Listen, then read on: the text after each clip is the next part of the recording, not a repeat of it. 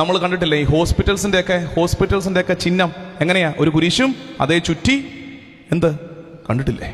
അതേ ചുറ്റി സർപ്പം. ഇന്നത്തെ കാലമാണെങ്കിൽ പറഞ്ഞു കളയും സാധാരണാരാധനക്കാരുടെ ചിഹ്നമാണ്, നമ്മൾ ഉപയോഗിക്കരുതെന്ന് പറയും. ഇത് ഒന്നാന്തരം ക്രിസ്ത്യൻ സിമ്പലാണ്. റോമൻ ശിക്ഷാ നിയമമാണ് കുരിശ്. യഹൂദർക്ക് അങ്ങനെ ഒരു ശിക്ഷാരീതി ഇല്ല. യഹൂദർക്ക് കുരിശ് ഒരു ശിക്ഷാരീതിയല്ല. അതാരുടെ ശിക്ഷാരീതി? അത് റോമിൻ്റെ ശിക്ഷാരീതിയാണ്. അതായത് ഏറ്റവും അപമാനം പിടിച്ചതാണ് കുരിശ്. ഏറ്റവും അപമാനം പിടിച്ച അടയാളമാണ് കുരിശ്.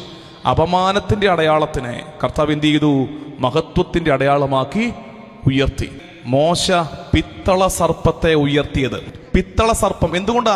മറ്റേത് ജീവിയെയും ഉയർത്താമായിരുന്നല്ലോ. എന്തുകൊണ്ടാണ് ദൈവം പറഞ്ഞത് പിത്തള സർപ്പത്തെ ഉയർത്താൻ പറഞ്ഞത്? എന്തുകൊണ്ടാ? സർപ്പം ഇവർക്ക് അപമാനത്തിന്റെ നിന്ദയുടെ വിഷയമാണ്. എന്താ കാര്യം? പർദീസായിൽ ഞങ്ങളെ പെടുത്തിയ ജീവിയുടെ പേരാണ് സർപ്പം. അപമാനത്തിന്റെ വെറുപ്പിന്റെ ചിഹ്നമാണ് സർപ്പം. ആ സർപ്പത്തെ ഉയർത്തി നിർത്തിയിട്ട് പറഞ്ഞു, ഇതിലേക്ക് നോക്കുന്നവരൊക്കെ സുഖപ്പെടും.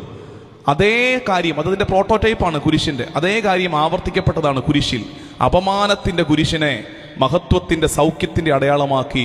അതുകൊണ്ടാണ് നമ്മൾ കണ്ടിട്ടില്ലേ ഈ ഹോസ്പിറ്റൽസിന്റെ ഒക്കെ ചിഹ്നം എങ്ങനെയാ? ഒരു കുരിശും അതേ ചുറ്റി എന്ത് കണ്ടിട്ടില്ലേ? അതേ ചുറ്റി സർപ്പം. ഇന്നത്തെ കാലമാണെങ്കിൽ പറഞ്ഞു കളയും സാധാരണാരാധനക്കാരുടെ ചിഹ്നമാണ്, നമ്മൾ ഉപയോഗിക്കരുതെന്ന് പറയും. ഇത് ഒന്നാന്തരം ക്രിസ്ത്യൻ സിമ്പലാണ്. ഈ കുരിശിനെ ചുറ്റി സർപ്പം. എന്താ? പഴയ നിയമവും പുതിയ നിയമവും ബ്ലെൻഡ് ചെയ്യപ്പെടുക. ഈ സർപ്പം ഏതാ? കുരിശിനെ ചുറ്റി നിൽക്കുന്നത് പിത്തള സർപ്പം. കുരിശ് ഈ പുതിയ നിയമത്തിന്റെ രക്ഷയുടെ അടയാളം. കുരിശ്. നമുക്കുള്ള ധ്യാനം എന്നറിയാമോ? എൻ്റെ പ്രിയപ്പെട്ട എന്നെ കേട്ടുകൊണ്ടിരിക്കുന്ന ദൈവജനമേ, നീ ഇന്നൊരു അപമാനത്തിലൂടെയാണ് കടന്നു പോകുന്നതെങ്കിൽ, നീ ഇന്നൊരു സങ്കടത്തിലൂടെയാണ് കടന്നു പോകുന്നത്, ഒരു നാണക്കേടിലൂടെയാണ് കടന്നു പോകുന്നതെങ്കിൽ നീ കുരിശിലേക്ക് നോക്ക്. കുരിശോളം അപമാനിക്കപ്പെട്ട ഒന്നിനെ കർത്താവ് മഹത്വത്തിന്റെ ചിഹ്നമായി ഉയർത്തിയെങ്കിൽ ഇന്നത്തെ നിന്റെ സങ്കടങ്ങളെ, നിന്റെ അപമാന ഭാരത്തെ, നിന്റെ മാനക്കേടിനെ മാറ്റി മഹത്വത്തിന്റെ അടയാളമായി നിന്നെ ഉയർത്താൻ കർത്താവിന് പറ്റും. കുരിശ് പഠിപ്പിക്കുന്ന പാഠം അതാണ്.